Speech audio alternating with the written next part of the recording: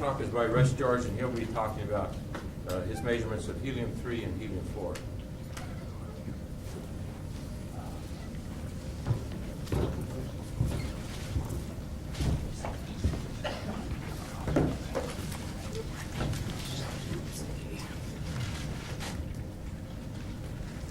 Anyway, one of the characteristics of cold fusion scientists seems to be that they're mostly monogamous type people to their experiments that they do. One typical experiment, I'm a polygamist experimentalist in this field. So I've been doing lots of different work, and for a number of years, since about 1993, I've been putting considerable effort into looking at helium as the nuclear product in different experiments. And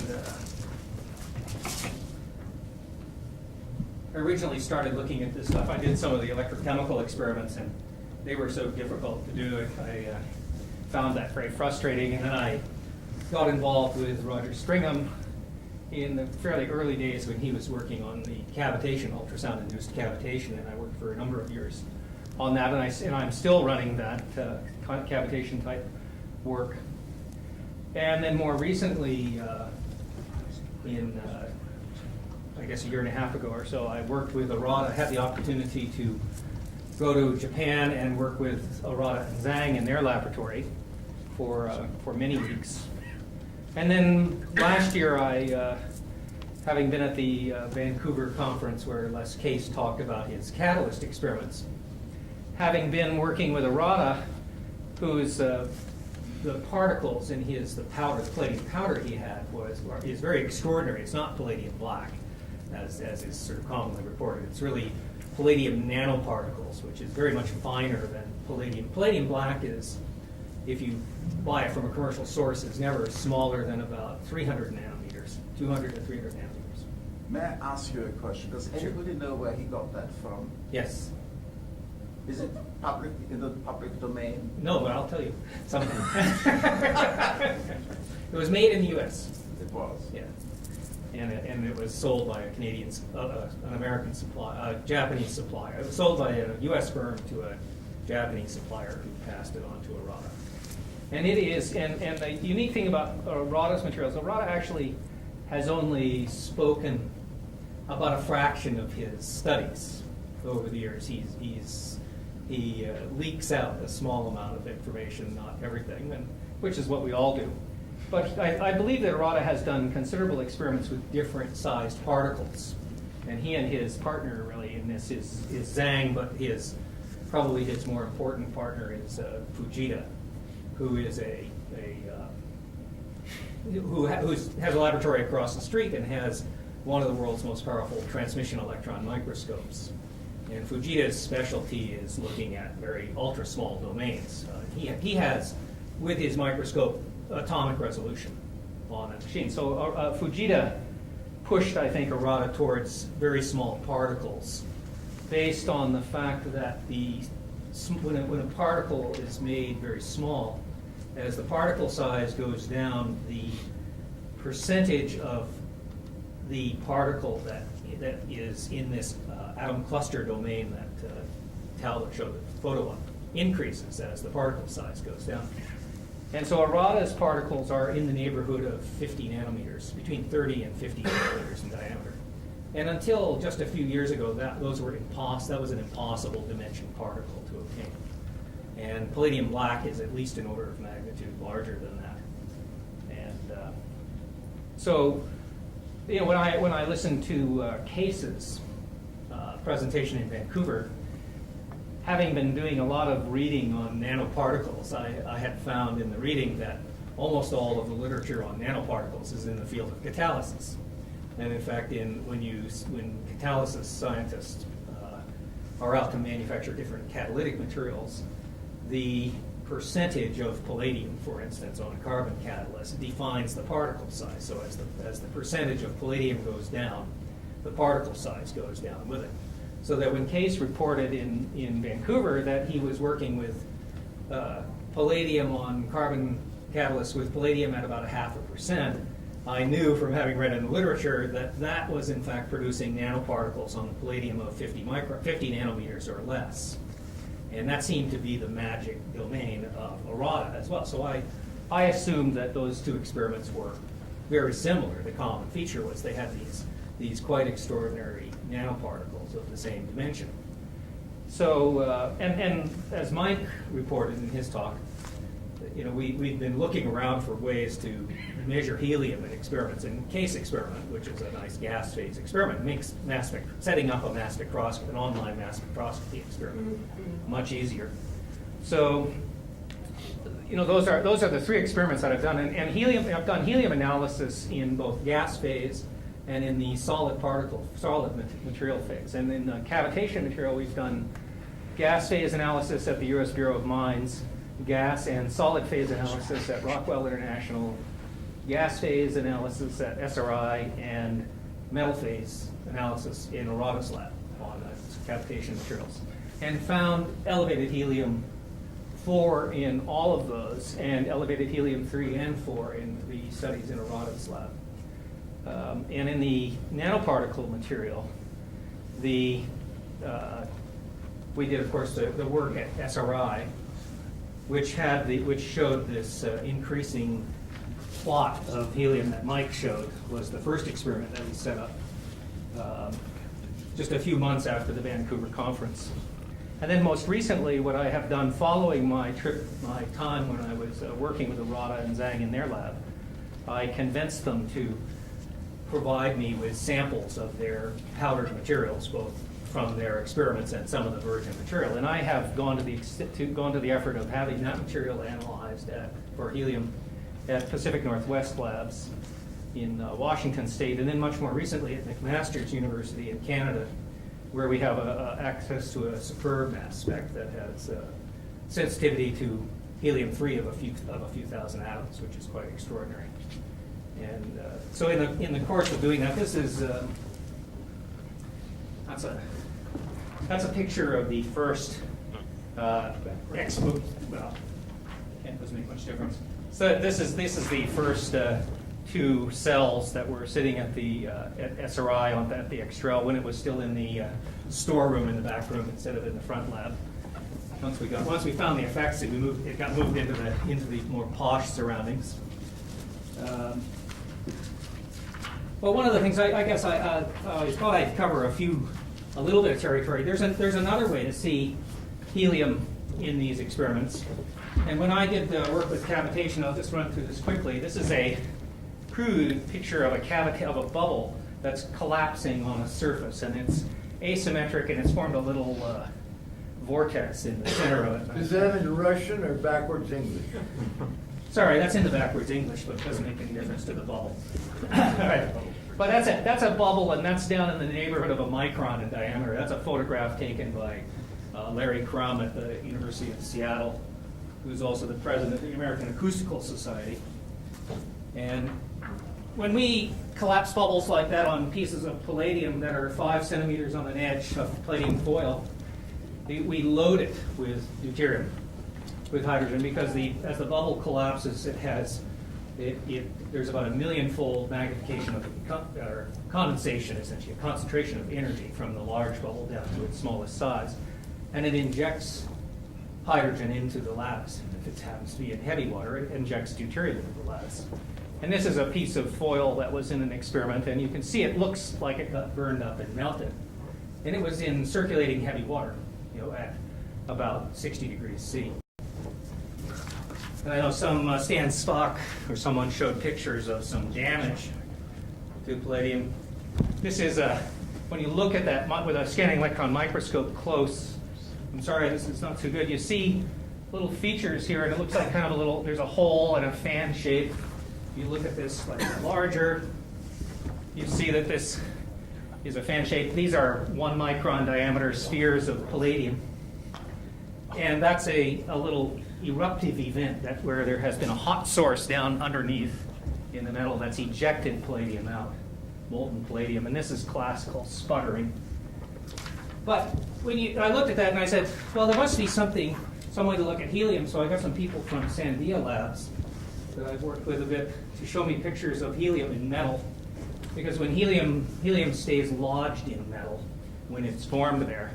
So this is pictures of helium bubbles in a electron micrograph. This phenomenon is known as loop punching, and this was done with helium that was implanted into niobium, done at Sandia Labs.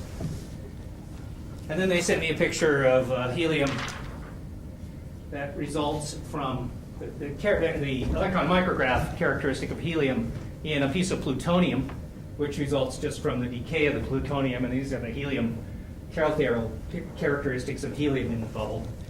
And now we had a piece of palladium that had a fracture that we were able to look at with electron microscope, which I gave to the same guys at Sandia. And they said, oh yeah, well these are fairly typical of an unprepared specimen of metal. That this looks very much like helium loop punching inside of the palladium metal. So I maintain there's a way to look at the physical presence of helium in these samples if you have the right instrumentation. So let's see. So back in 1994,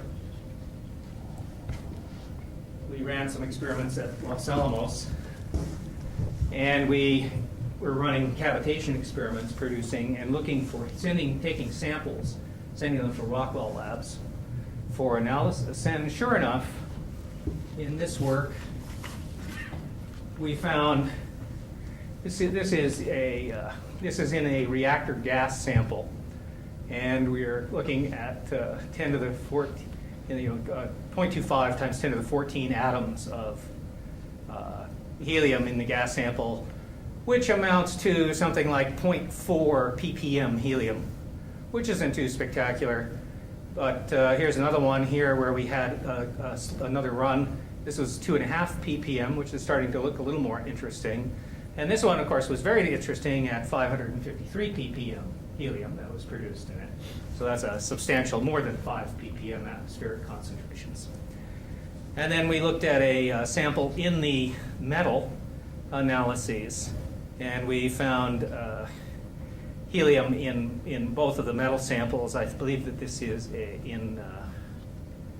these are substantially elevated numbers, as the background in the samples is down around 10 to the 6 to 10 to the 7 atoms background concentration of helium. So this is somewhere in a neighborhood of two orders of magnitude enrichment of helium in the metal. Sir, did you monitor this for radiation or not? We did, yeah. We looked at this. We had these experiments with a Did you get any or not? No. We had online germanium gamma detectors, and we had helium-3 detectors, and No radiation. never saw Good. a particle I don't either. of anything that we could understand.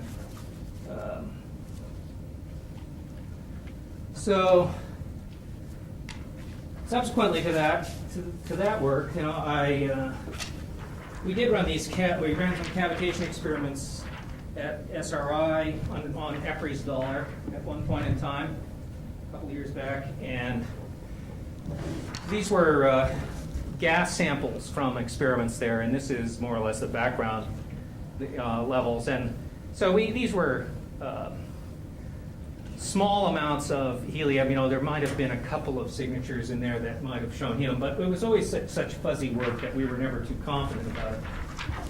That was what led me more or less to set up and run the catalyst type experiment that we ran last year there, which Mike, I think, showed this plot earlier, or the same data, and Ed Storm showed this plot. But this was a plot where, on the mass spec at SRI, we saw this steadily increasing helium over time, which I think is the first experiment that's been done in this field where a time-based determination of helium on an experiment. So that was, and it was, when you break the 5.2 ppm concentration of air, you figure you're home free on that. And Mike talked about the follow-up experiments on that.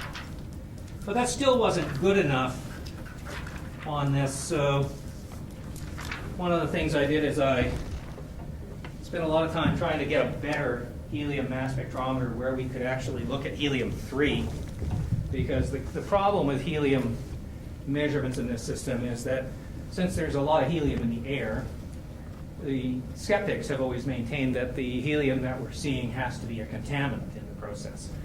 And one way to defeat that is we know that the ratio of helium-3 to helium-4 is about 1 part to 800,000.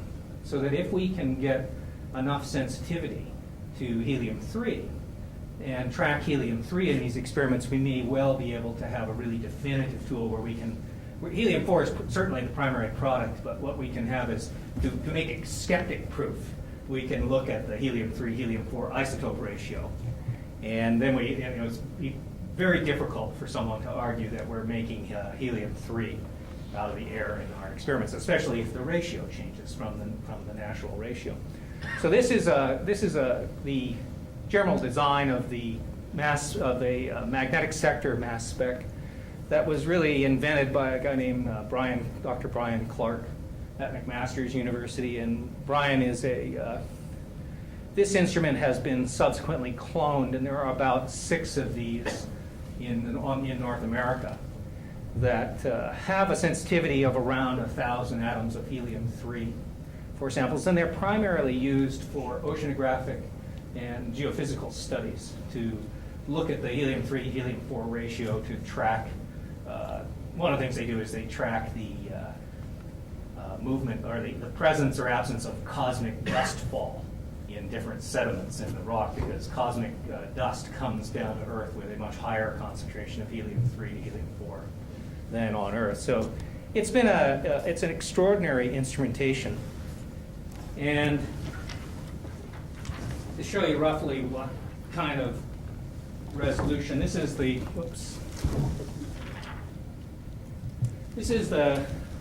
resolution for helium-3, and this is the sort of combined peak of HD and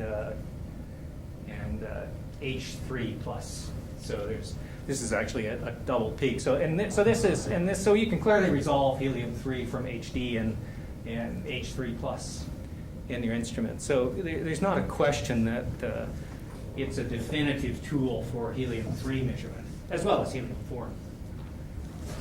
And so after, I guess I'm rushing through this, but that's okay. When I was, after coming back from Aradas and bringing back these samples, I gave some of those to Brian in December of '97, who said he'd get right to them. And just this summer, he finally got to them to do some analysis. Now, we're still working on this, but I thought I'd just show you, just to show you an example of what the data looks like that comes out of this. And if you see here, we're looking at helium-3 in units of thousands of atoms here.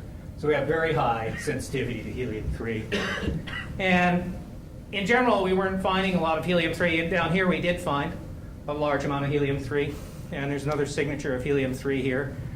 And we found some helium-4. So the tool is good enough to do the job for helium-3, helium-4 determinations. But we haven't done enough work on it yet, on this material yet, to make a definitive report on what we found. But we certainly found that in some of Aradas material, we could find elevated helium-3 in a ratio that was, in the neighborhood of 1 to 1,000 instead of 1 to 1 million with helium-4, which strongly suggests you've got an issue with if you have such a ratio of helium-3 to helium-4, that says, well, it could be contamination, but it's not contamination that originated on the planet Earth. So since the experiments were done here, we think we're pretty safe to say that that was newly produced helium in the experiments. So, my message, more or less, is, whoops, you can see it, is that there are good heat-producing protocols now well in hand. I've worked with 3 now that work quite reliably, and I'm quite infatuated with Martin's electric migration method as well. Helium diagnostics for both helium-3 and helium-4 are also very well defined and available. Real-time helium is the best nuclear evidence in any of these experiments. Ignoring heat, we can show that we have nuclear processes in hand if we do real-time helium. Heat at the rate, I think Ed Storm showed some of my data from the cavitation experiments, heat at hundreds of watts of excess is also quite readily available in experiments. And so there's a clear path forward to working on this to come up with some kind of useful energy source. At least the science has got clear paths forward. So, you know, I'm working with some various partners in my polygamous nature in the world, and you know, we're planning. We're working right now to set up to conduct several experimental protocols with online helium diagnostics for both helium-3, helium-4, and with calorimetry simultaneously. And the goal of that is to develop readily reproducible and available technology and methodology, including helium diagnostics, that that you can say this works and it's a package that some scientific group might be able to do. And we're interested in these are the sort of principal areas that I'm interested in proceeding with this, and that's the nanoparticle gas phase experiments and the sonocavitation. And like I said, Martin's electrodiffusion is a very pretty girl at the moment. And we're working at the moment in the USA and in Canada. And we've had some serious interest from some Russian scientists at the Russian Academy of Science in Moscow to do some work. They're especially interested in the cavitation work since they've done a lot of that in the past. So my message is that this is, the nuclear evidence is difficult to obtain, but if you get the right helium diagnostic equipment, it's extremely definitive and quite certain. And the best thing to do is to go to people who already are accustomed to being the experts in those fields, rather than trying to develop the expertise separately and then try to convert the masters of the craft, right? It's a lot better to allow the masters to make the discovery themselves in their own lab, and then they say, oh yeah, right. Isn't that interesting? So any questions are fine. Sure. First of all, as I look around, I don't see too many young people, and I wish to congratulate you, because there's a law of biochemistry that the old people do die off, and the young people do take over. And I want to congratulate you on that basis. Now, I hope I don't become old before I take my chance at the steering wheel. You didn't put your street address or your post office box in Palo Alto. Oh, I didn't. No, I didn't do that. I did put my email address down. What is your mailing address? 3309 Alma Street in Palo Alto. Okay. 3309 Alma Street. Alma, like A-L-M-A. Okay, thank you. The other question is this. When you say you're going to, well, somebody asked this question better. What is the future right. ideas? You've already mentioned some, but do you have any future ideas at the moment? Well, I think all of these protocols are quite scalable. So that if one wanted to scale these up to a few thousand watts, which would be a very impressive demonstration, one could do it. Except that it's a pain in the butt to try to do a 1,000-watt experiment, because you scale it up, because you always fail at some. And so if you throw away a small experiment, you're throwing away a small amount of money. Where when you throw away a big experiment, you're throwing away a big amount of money, and you always screw up and fail on some experiments. So that's been the barrier. It will ultimately change the whole world. It will displace oil and gasoline and pollution. It may well. Yes, ultimately. It may well. Yeah, I just want to sell the carbon dioxide offset credits that it makes. Right. That's the only decent action I'm interested The in. millennium looks very attractive. I don't know, but the global warming is still occurring. Is there, in your experience, is there any evidence that a router gets more helium-3 at high temperatures? That the helium-3? No, to my It goes best up. knowledge, he has never run an experiment at elevated temperature. I tried my damnedest. First thing I said to him when I was in his lab was, I looked at his work and he told me about the work, and he'd never But you know run. the temperature of the device Right. when helium-3 is detected, and is there anything one can say about that? Correlation of when the helium-3 comes out of the metal. No, certainly Arata doesn't have the capacity to correlate, he might be able to correlate the observation of helium-3 with temperature, but I doubt it. The McMaster's lab, we could do that if we thought it. Because I guess it would increase with increasing temperature. Well, I can show you that, in fact. But, I mean, the helium-3 to helium-4 ratio would go up. Oh, with increasing cell temperature. That is what I guess. With that, yeah. For a variety of reasons, Right. which I will tell you about some other time. I mean, here, on this piece of data that showed a very large increase in helium-3, you can see that at 500 degrees C, we had very little helium-3 coming out of this palladium black. Whereas by the time we got to 2300 C, we had gotten a But lot. that's degassing. That's degassing. That's not really Yeah. what I'm after. No, I don't. No one has. I'd love to do that experiment, and I think that sometime in the next few months I'll be running some experiments online on that helium-3 device with helium-3 capability, and certainly like to see that. I'd like to test. The obvious things to do is to look and see if the HD ratio changes the amount of helium-3 that you produce, and Do temperature. you know where would be there's another- tons of helium? Where there's tons of helium? 3 Helium-3 on the moon. The In moon. space, anywhere in space.